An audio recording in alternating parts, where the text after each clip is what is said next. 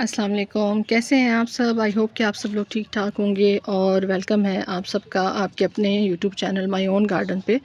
सर्दियां आने से पहले हमें कुछ ऐसे काम करने हैं कि हमारे जो प्लांट्स हैं वो अच्छे से आगे ग्रोथ करते रहें और उनकी जो ग्रोथ है वो मुतासिर ना हो। तो इस टाइम पे एक अच्छा टाइम समझा जाता है कि अगर आप अपने जो प्लांट्स हैं उनको रीपॉट करते हैं या उनकी कटिंग्स लगा के उनको आगे जो है वो मज़ीद मल्टीप्लाई करते हैं। तो आज भी एक बहुत खूबसूरत परमानेंट प्लांट की मैं आप लोगों के साथ रीपॉटिंग भी शेयर करूंगी और साथ साथ हम उसको कटिंग से भी लगाएंगे।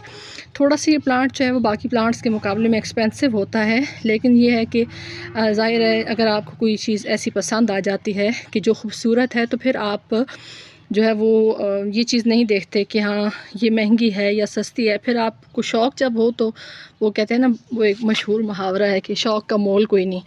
तो फिर वो मोल जो है वो नहीं होता। और आप लोगों के साथ जो है वो जब मैं वीडियोस शेयर करती हूँ तो मैं अपने सारे जो ख़यालात हैं वो इस तरह से पेश करती हूँ कि आपकी अपनी जो शौक़ है, आप उस शौक़ के हिसाब से अपने आप को किस तरह से मेंटेन करते हैं, उस शौक़ को किस ज़रिए से पूरा करते हैं, ये टोटली आपकी अपनी चॉइस और हिम्मत के ऊपर होता है। तो अभी जो है मैं आपको दिखाती हूँ कि वो हमारा प्लांट कौन सा है जिसकी हम कटिंग लगा रहे हैं। आज हम रेक्स बिगोनिया की बात नहीं करेंगे, बल्कि रेक्स बिगोनिया के साथ ये जो बहुत खूबसूरत प्लांट है जिसे एग्लोनिमा भी कहा जाता है, आज हम इसकी बात करेंगे और इसकी आज मैं आप लोगों के साथ कटिंग भी लगाना शेयर करूंगी।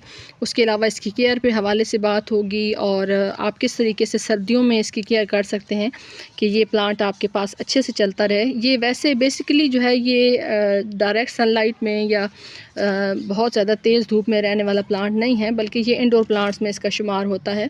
तो आप इसको अगर सायादार जगह पे रखें तो ये बहुत अच्छे तरीके से ग्रोथ करता है। प्रोपगेशन इसकी जो है वो आप कटिंग से बहुत आसानी से इसकी प्रोपगेशन कर सकते हैं। उसके अलावा इसके जो साइड से ये बेबी प्लांट्स निकलते हैं, इन बेबी प्लांट्स के साथ भी आप इसकी प्रोपगेशन कर सकते हैं। ये दोनों मेथड जो हैं वो बहुत ईज़िली हैं। तो अभी हम इसको लगाएंगे। ये एक छोटे से पॉट के अंदर लगा हुआ है, ये देखिए, और इसके अंदर इसकी जो है वो आगे ग्रोथ भी अच्छे से चल रही है, इसके बेबी प्लांट्स भी निकल रहे हैं। तो अभी इसको थोड़ा बड़े साइज़ का पॉट चाहिए ताकि इसकी मज़ीद जो ग्रोथ है वो अच्छे तरीके से चलती रहे और किसी किस्म का कोई प्रॉब्लम इसकी ग्रोथ में ना आए। तो उसके लिए हम, क्योंकि ये परमानेंट प्लांट है, ये नहीं है कि आपने अभी सीज़नल लगाया है और उसके बाद इसकी ज़रूरत नहीं है, बल्कि ये जो मुस्तकिल प्लांट्स होते हैं उनके अंदर इसका शुमार होता है। तो उसके लिए फिर आप ये कर सकते हैं कि इसको बड़े साइज़ का पॉट ऑफ़र करें। ये मैंने तकरीबन 14 इंच का आई थिंक होगा, थोड़ा बड़े साइज़ का जो नॉर्मल पॉट्स होते हैं उनके मुकाबले में। तो ये एक मैंने ख़ाली किया है इसी हवाले से कि मुझे इसके अंदर जो है वो आगे इसको लगाना है। एक तो इसका सॉइल मीडिया चेक कर लें। मैं इसके अंदर जो है वो पहले डालूँगी इसके ड्रेनेज होल को पहले चेक करूँगी, क्योंकि इसको अच्छे से आपने चेक कर लेना है। अगर ड्रेनेज होल लॉक है तो ये अच्छे से आपका जो प्लांट है वो नहीं चल पाएगा। दूसरा इसका सॉइल मीडिया, इसके मैं जिस तरीके से काफ़ी सारे मैंने पॉट्स तैयार किए हुए हैं, इसके बिल्कुल ख़ाली करके नीचे मैं पहले ठीकरी का टुकड़ा रखूँगी। उसके बाद मैं फिर इसके ऊपर जो है वो अपनी जो पत्तों की खाद है वो डालूँगी, या फिर ये है कि वर्मी कंपोस्ट। इन दोनों में से मैं एक चीज़ इसके अंदर मिक्स करूँगी।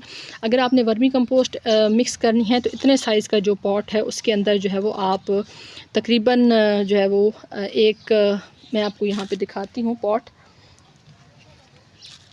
इतने साइज़ का पॉट जो होगा, ये आपने अगर इतने बड़े पॉट के अंदर जो है वो वर्मी कंपोस्ट मिक्स करनी है तो इतने साइज़ का जो पॉट है वो एक पॉट मतलब एक जो है वो आप पॉट के हिसाब से इस मिट्टी के अंदर मिक्स कर सकते हैं। और अगर आपने पत्तों की खाद डालनी है तो वो तो मैं कितनी दफ़ा पहले भी आप लोगों को बता चुकी हूँ कि पत्तों की खाद जो है वो स्लो रिलीजिंग फर्टिलाइज़र है। तो वो अगर आप एक दफ़ा डाल देते हैं तो बहुत आसानी से आपका साल तो आराम से गुजर जाता है, उसमें किसी किस्म का फिर दोबारा आपको खाद देने की ज़रूरत नहीं है। और मुझे एक कमेंट भी आया हुआ था कि लिक्विड फर्टिलाइज़र जो है वो किस तरीके से आप जो है वो बताएं कि देना चाहिए, और अगर आपने अभी जैसे अभी इसके अंदर मैंने प्लांट लगाया तो उसके कितने टाइम के बाद इसको लिक्विड फर्टिलाइज़र की ज़रूरत पड़ेगी। तो प्लांट्स की ग्रोथ के ऊपर डिपेंड करता है कि आपके पास कौन सा प्लांट है और वो किस तरीके से ग्रोथ कर रहा है। जो फ्रूटिंग प्लांट्स होते हैं उनको तो जल्दी ही फर्टिलाइज़र की ज़रूरत पड़ जाती है, लेकिन जो फोलिएज प्लांट्स होते हैं उनको इतनी जल्दी ज़रूरत नहीं पड़ती कि उनको जो है वो जल्दी जल्दी आप एक दफ़ा आपने सॉइल मिक्स के अंदर फर्टिलाइज़र डाल दिया है, उसके बाद आप देखें कि 3-4 महीने के बाद फिर आप उसके अंदर जो है वो अपना लिक्विड फर्टिलाइज़र जौन सा भी आप देना चाहें, चाहे कंपोस्ट टी देना चाहें या आप वर्मी कंपोस्ट की टी देना चाहें या गोबर की खाद जो है वो डाइल्यूट करके, अच्छी सी गली सड़ी जो गोबर की खाद होती है उसको डाइल्यूट करके आप देना चाहें, तो ये आपके पास ऑप्शंस हैं। मैं इसलिए सारे ऑप्शंस आपको देती हूँ ताकि आपको आइडिया हो जाए कि किस तरह का आपके पास फर्टिलाइज़र अवेलेबल है, आप उसको लेके तो अपनी जो गार्डनिंग है उसको अच्छे से कर सकते हैं। तो अभी इसको खाली करते हैं और फिर देखते हैं कि इसके अंदर मैं कौन सा फर्टिलाइज़र देने लगी हूँ। अभी ये देखिए मैंने इसके अंदर जो है वो वर्मी कंपोस्ट मिक्स की है और आपको मैंने बताया है कि जो आपके पास खाद आसानी से अवेलेबल हो आप उसको कर सकते हैं। इस टाइम पे अभी भी आप फर्टिलाइज़र अपने प्लांट्स को दे सकते हैं, लेकिन ये है कि मिड नवंबर के बाद या नवंबर के दूसरे हफ्ते में आप फिर उसके बाद अपने जो परमानेंट प्लांट्स हैं जो डोरमेंसी में चले जाते हैं उनको आपने खाद नहीं देनी। अभी तो हमारे पास कुछ दिन हैं, तो इसलिए मैं चाहती हूँ कि जो मैं प्लांट को रिपोर्ट करूँ तो उसको रिपोर्टिंग का शौक़ भी ना लगे और उसको जो न्यूट्रिएंट्स चाहिए सॉइल से वो मिल जाए, आगे फिर उसने सर्दी का मुकाबला भी करना है। तो अभी इसमें से निकालेंगे इसका रूट बाउल, और रूट बाउल निकालने के बाद मैं ऐसे करूँगी कि इसके तमाम जो पब्स हैं वो अलहदा करूँगी। ये देखिए यहाँ से ये नर्सरी वाले जब तैयार करते हैं, ये देखिए ये हिस्सा यहाँ से उन्होंने कट किया है, ये बड़े प्लांट होंगे यहाँ से कट किया है, तो ये देखिए अब साइड से इसकी 2 ब्रांचेस निकली हैं, यहाँ पे भी निकली हैं, यहाँ पे भी निकली है। मैं इसको अलग कर लूँ फिर मैं आपको दिखाती हूँ। ये इसका आप रूट बाउल चेक करें कि कितना ज़्यादा इसके अंदर इसकी रूट बाउंडिंग हो चुकी थी। अगर मज़ीद हम कुछ टाइम इसकी रीपॉटिंग ना करते, इसको किसी और पॉट में ना लगाते, तो फिर ये था कि हमारा जो प्लांट था ये ख़त्म हो जाता। तो इसलिए टाइम पे जो रिपोर्टिंग होती है वो भी एक बेसिक होता है प्लांटेशन करते हुए या गार्डनिंग करते हुए। तो आपने अभी इसकी जो ये वाली मिट्टी है ये तो बहुत ही बेकार मिट्टी है। ये देखिए इतनी ज़्यादा सख्त जान मिट्टी है कि इसको झाड़ना जो है, हालांकि ड्राई मिट्टी है लेकिन इसको झाड़ना भी मुझे बहुत ज़्यादा मुश्किल लग रहा है। तो अभी हम इसको करेंगे डिवाइड और देखेंगे कि इसमें से कितने प्लांट्स जो हैं वो हम बना सकते हैं या इसके अंदर कितने प्लांट्स मौजूद हैं। ये देखिए ये मैंने आपसे कहा था, ये देखिए टोटली कटिंग है, कटिंग से इसको ग्रो किया। जब ये प्लांट ग्रो हो गया तो यहाँ से इसको कट करके इसके मज़ीद प्लांट्स बनाए गए और ये देखिए यहाँ पे इसके 2 बेबी प्लांट्स जो हैं वो निकले हैं एक छोटी सी कटिंग से। ये देखें सेम कटिंग का साइज़ इतना है और इसमें से भी इसका जो है वो बेबी प्लांट बन गया है और नीचे रूट्स भी आ गई हैं। तो ये दोनों काम हो सकते हैं, जब आप कटिंग्स लगाते हैं तो रूट्स भी बन जाती हैं कटिंग की और साथ साथ और प्लांट भी बन जाते हैं। ये देखिए इसमें से भी एक प्लांट बना हुआ है, ये बिल्कुल इसकी आइज़ होती हैं जो आंखें कहते हैं नर्सरी वाले। तो ये एक जो नोड एरिया होता है, इस नोड एरिया से आप एक पौधा बना सकते हैं। यानी यहाँ पे इसका नोड एरिया था, अच्छा फिर यहाँ पे ये देखिए इसका नोड एरिया था, तो यहाँ पे ये देखिए इसका नोड एरिया था, तो इस नोड एरिया से आप मज़ीद प्लांट्स बना सकते हैं। यहाँ पे अभी मैं आपको दिखाती हूँ, ये एक छोटी देखिए कितनी छोटी कटिंग उन्होंने लगाई थी। ये देखिए टोटल इसका साइज़ ये है, ये देखें। अगर ये अलग से कटिंग ना लगाई गई होती तो जिसका जो बेबी प्लांट होता है वो इस तरह से ग्रोथ नहीं करता। ये कटिंग लगाई गई पहले और ये देखिए ये इसका जो ऊपर प्लांट मौजूद था ये यहाँ से ख़त्म हो गया, लेकिन साइड से इसने जो है वो एक बेबी प्लांट जो है वो बना लिया है। तो यहाँ से इसको कट करते हैं क्योंकि फंगस, ये देखिए इस तरह की जो कटिंग होती है उस पर एहतियात करनी चाहिए। इसके ऊपर अब मैं कोई फंजीसाइड लगा दूंगी और उसके बाद इसको मैं लगाऊंगी ताकि ये फंगस आगे एक्टिव ना हो। और ये इसका मेन मदर प्लांट है, ये देखें ये अब थोड़ा थोड़ा येलो हो रहा है क्योंकि एक तो मौसम की सख्ती और दूसरा जिस स्पॉट के अंदर लगा था इसमें अब मज़ीद इसकी ग्रोथ अच्छे तरीके से नहीं हो पा रही थी। यहाँ पे अब मैं आपको दिखाती हूँ जो इसके बेबी प्लांट्स इन फ्यूचर बनने वाले हैं। ये देखिए एक इसका ये बेबी प्लांट है, ये देखिए बिल्कुल मदर प्लांट के साथ से बन रहा है, और एक इसका बेबी प्लांट ये देखिए। और ये प्लांट जो लगा हुआ है ये भी कटिंग से ही लगाया गया। ये देखिए यहाँ से इसका कटिंग वाला हिस्सा, ये देखें। तो अगर ये कटिंग से लग सकता है तो फिर हम क्यों नहीं लगा सकते। अब ये करते हैं कि इसको पहले यहाँ सेंटर में मैं लगाती हूँ और इसके जो बेबी प्लांट्स हैं वो साइड पे लगा के, तो फिर मैं ये करती हूँ कि इसमें से जो ये एक प्लांट है ये वाला, यहाँ से इसको कट करके इस जगह से इसकी कटिंग मैं अभी आपके साथ शेयर करता हूँ।